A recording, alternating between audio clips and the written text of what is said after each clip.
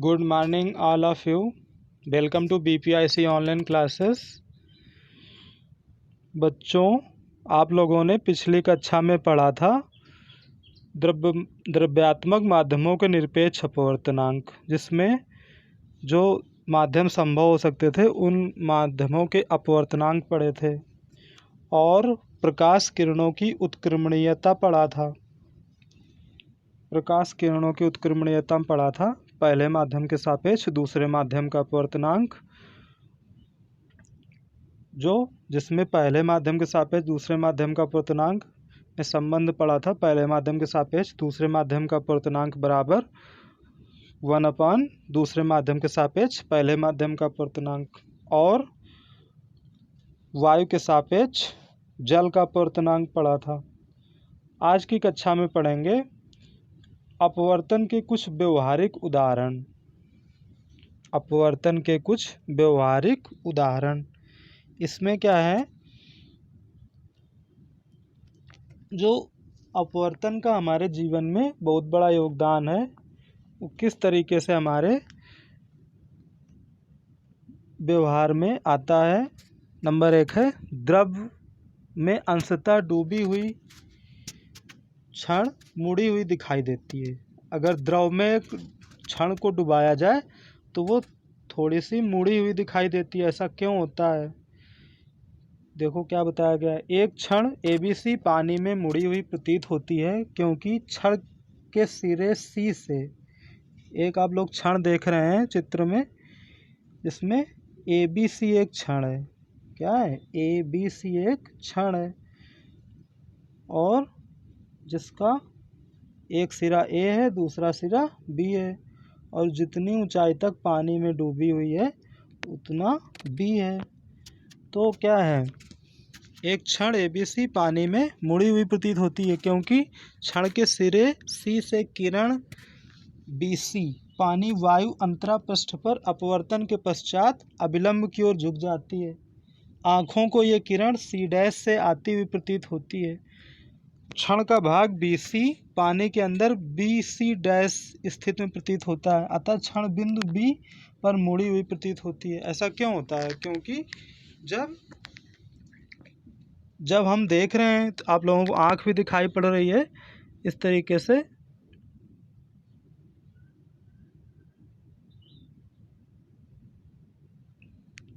चित्र में ABC क्षण है और जब किरण वायु से जल में जाती है, वायु से जल में जाती है, आप लोगों ने पढ़ा था।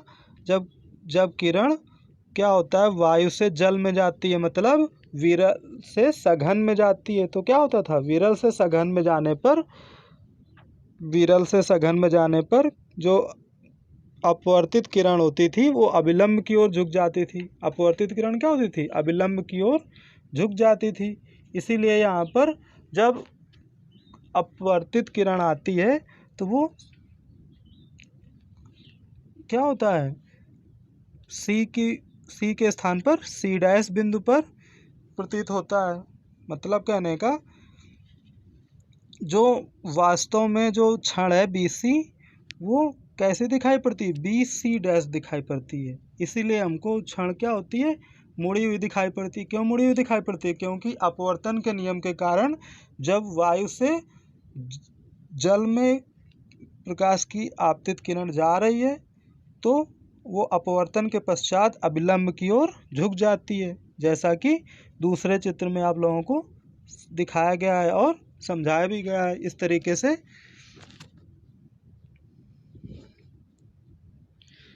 दूसरा क्या है, द्रव में डूबा हुआ सिक्का थोड़ा ऊपर उठा हुआ दिखाई देता है। ऐसा क्यों होता है? अगर इस तरीके का प्रश्न पूछा जाएगा आपकी परीक्षा में तो कैसे पूछा जाएगा? बताइए, द्रव में डूबा हुआ सिक्का ऊपर उठा हुआ क्यों दिखाई देता है? तो आप लोगों को आंसर करना है अपवर्तन के कारण। बीकर के अंदर देखिए, बीकर के अंदर जिसमें पानी है, P पर रखा सिक्का P' पर प्रतीत होता है। P बिंदु पर सिक्का रखा है, वो कहाँ पर प्रतीत होता है? P' पर प्रतीत होता है। से चलने वाली किरणें पानी वायु अंतरा पृष्ठ पर अभिलंब से दूर चली जाती हैं। जब क्या होता है, पानी से जो किरणें आती हुई प्रतीत होती हैं वो अविलंब से दूर हट जाती हैं। आँखों को ये किरणें P डैश से आती हुई प्रतीत होती हैं। कहाँ से आती हुई प्रतीत होती हैं? आँखों को ये किरणें P डैश से आती हुई प्रतीत होती हैं। इसी कारण सिक्का ऊपर उठा हुआ प्रतीत होता है। इसी प्रकार चपटी तली वाले फ्लास्क की नली आकार में अवतल और ऊपर उठी प्रतीत होती है। अगर कोई फ्लास्क है, फ्लास्क का मतलब कोई, जैसे ग्लास है, ग्लास में पानी रखा है, उसकी तली चपटी है, तो उसका जो आकार है वो कैसा दिखाई पड़ता है? उठा हुआ प्रतीत होता है। क्यों उठा हुआ प्रतीत होता है? क्योंकि अपवर्तन के नियम के कारण जब कोई किरण वायु से सघन में जाती है तो अविलंब की ओर झुक जाती है, और सघन से विरल में जाती है तो अविलंब की ओर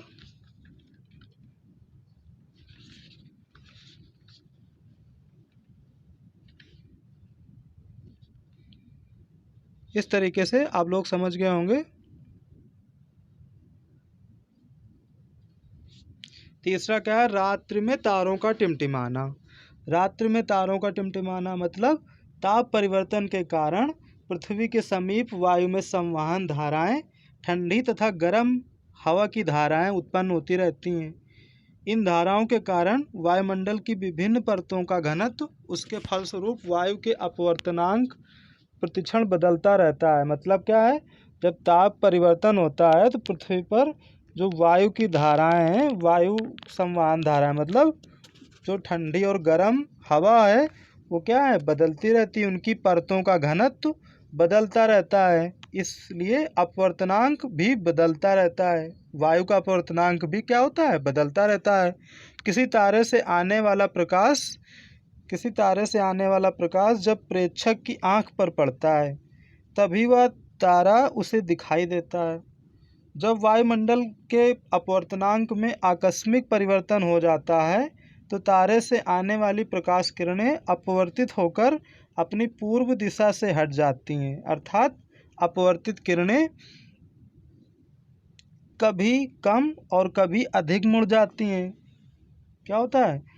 कभी कम और कभी अधिक मुड़ जाती हैं। फलस्वरूप कुछ क्षणों के लिए प्रेक्षक की आंखों में तारे से आने वाला प्रकाश बिल्कुल नहीं पहुंचता है या बहुत कम पहुंचता है। इसी कारण प्रेक्षक को तारा टिमटिमाता हुआ प्रतीत होता है। मतलब कहने का, जब ताप परिवर्तन होता है तो पृथ्वी के जो धारा वायु की गर्म हवा, गर्म और ठंडी जो हवाएं होती हैं उनका अपवर्तनांक बदलता रहता है, और तारे से आने वाला प्रकाश जब आँख पर पड़ता है तो वह तारा उसे दिखाई देता है देखने वाले को। और जब क्या होता है? वायुमंडल के अपवर्तनांक में आकस्मिक परिवर्तन हो जाता है। मतलब अगर अचानक वायुमंडल का अपवर्तनांक मतलब वायु की परत गर्म या ठंडी होने के कारण उसका अपवर्तनांक बदल जाता है तो क्या होता है? अपवर्तनांक उसका आकस्मिक बदल जाता है। तो तारे से आने वाली प्रकाश की जो किरणें होती हैं, जब अपवर्तन होता है तो पूर्व दिशा से की ओर हट जाती हैं। मतलब अविलंब से दूर हट जाती हैं। अगर प्रेक्षक खड़ा है तो पूर्व दिशा में या उसके राइट हैंड साइड में हट जाती हैं। तो अपवर्तित किरणें कभी अधिक मुड़ जाती हैं। फलस्वरूप क्या होता है? प्रेक्षक आँख में जो तारे से आने वाला प्रकाश पड़ता है वो कभी कम पहुंचता है, कभी वो ज़्यादा पहुंचता है। इसलिए तारा क्या होता है? प्रेक्षक को, देखने वाले को तारा टिमटिमाता हुआ प्रतीत होता है। यहाँ पे प्रेक्षक का मतलब है जो तारे को देख रहा है। मतलब कहने का, सीधी सी भाषा में कह सकते हैं, जब रात्रि में ताप परिवर्तन होता है, पृथ्वी की जो वायु की धाराएं होती हैं, गर्म और ठंडी धाराएं, हवाएं, वो क्या होता है? उनका अपवर्तनांक लगातार बदलता रहता है। और अपवर्तनांक बदलने के कारण क्या होता है?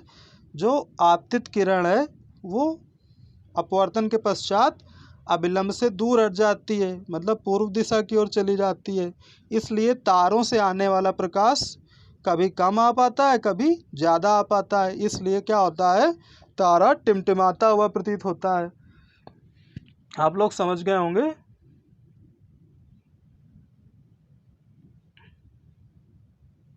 4 नंबर में क्या रख दिया है, सूर्योदय एवं सूर्यास्त के समय सूर्य का क्षितिज के नीचे होने पर भी दिखाई देना।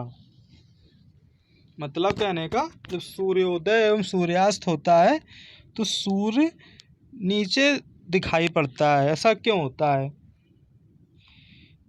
ना, इसलिए हमारी पृथ्वी के चारों ओर लगभग 320 किलोमीटर तक, क्या है, लगभग 320 किलोमीटर तक वायुमंडल है।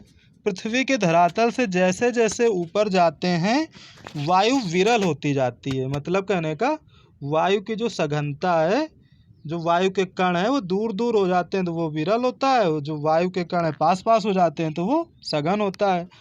धीरे धीरे जब वायुमंडल पर ऊपर जाते हैं तो वायु की परत क्या हो जाती है, विरल होती जाती है, अर्थात उसका घनत्व कम होता जाता है। घनत्व कम होने से वायु का अपवर्तनांक कम हो जाता है। क्या होता है, घनत्व कम होने से वायु का अपवर्तनांक कम होता जाता है और इसका मान 1 से सदैव अधिक रहता है। क्या होता है, इसका मान 1 से सदैव,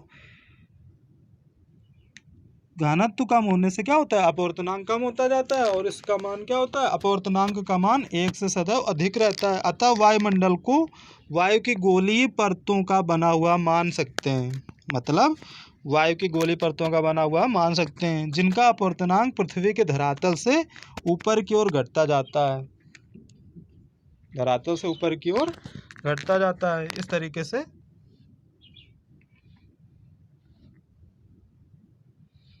इसमें क्या है, सूर्य दिखाया गया है और सूर्य की 2 स्थितियां दिखाई गई, एक तो क्षैतिज स्थित और सूर्य से आने वाली प्रकाश की किरण, और प्रेक्षक ओ बिंदु पर है, वो देख रहा है। ठीक है, सूर्योदय के समय, नीचे क्या लिखा है, सूर्योदय के समय जब सूर्य क्षितिज के नीचे होता है तब उससे आने वाली कोई किरण वायुमंडल में प्रवेश करने पर वायु की गोलीय परतों द्वारा अपवर्तित हो जाती है। मतलब कहने का, जब सूर्योदय के समय जब सूर्य क्षितिज के नीचे होता है, मतलब आकाश में नीचे होता है, तब उससे आने वाली कोई किरण वायुमंडल में प्रवेश करने पर वायु की गोलीय परतों द्वारा अपवर्तित हो जाती हैं। जब सूर्य से किरण आती है तो वायु की गोलीय परतों द्वारा क्या हो जाती है, अपवर्तित हो जाती है। अपवर्तित होने के कारण वो किरणें अभिलंब की ओर झुक जाती हैं। किस तरफ झुक जाती हैं, अभिलंब की ओर झुक जाती हैं और प्रेक्षक की आंखों में पहुंचती हैं। इससे प्रेक्षक को सूर्योदय के समय सूर्य क्षितिज होने पर भी दिखाई देता है। मतलब सूर्य सामने बिल्कुल दिखाई पड़ता है, वो क्षैतिज रेखा में दिखाई पड़ता है। इसी प्रकार सूर्यास्त के समय भी प्रेक्षक को सूर्य क्षितिज के नीचे होने पर भी दिखाई देता है। मतलब सामने होने पर भी, जो आकाश के नीचे होने पर भी दिखाई पड़ता है। क्यों दिखाई पड़ता है, क्योंकि वायुमंडल में जब सूर्य की किरण से आने वाली प्रकाश की किरणें पड़ती हैं प्रेक्षक से, तो वायु की जो गोलीय परतें होती हैं वो किरणों को अपवर्तित कर देती हैं। अपवर्तित करने होने के कारण क्या होता है, सूर्य क्षितिज दिखाई पड़ता है, नीचे होने पर भी हमें दिखाई पड़ता है। इस तरीके से आप लोग समझ गए होंगे।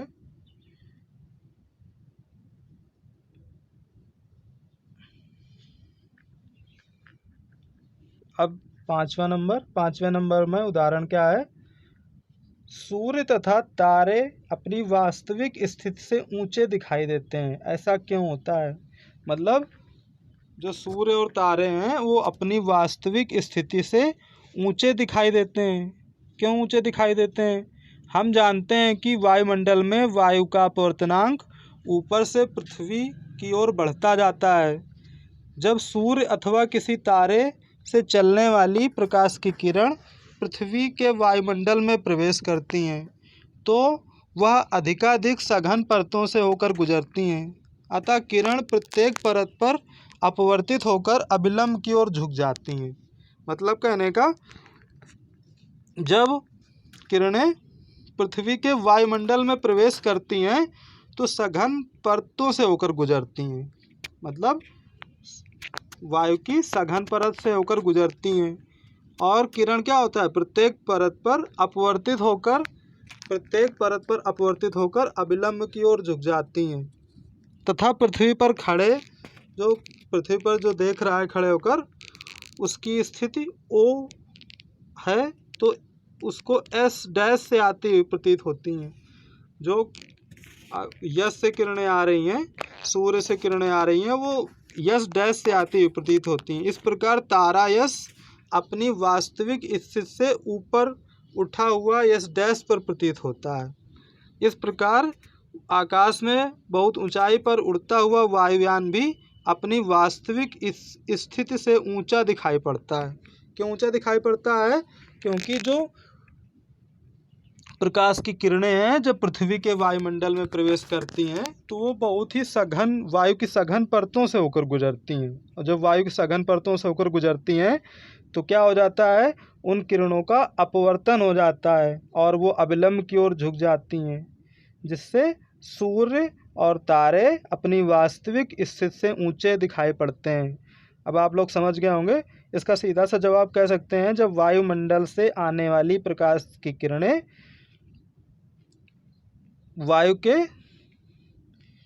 वायुमंडल में प्रवेश करती हैं तो वायु की सघन परतों से होकर गुजरती हैं और अभिलंब की ओर झुक जाती हैं। इसलिए जो नीचे देख रहा है खड़े होकर, पृथ्वी पर खड़े होकर, उसको यश के बजाय एस डैश से आती हुई प्रतीत होती हैं। इसलिए ये आप लोग चित्र भी बना सकते हैं और इसको अच्छे से लिख लीजिए। बहुत बहुत धन्यवाद। Thanks for watching.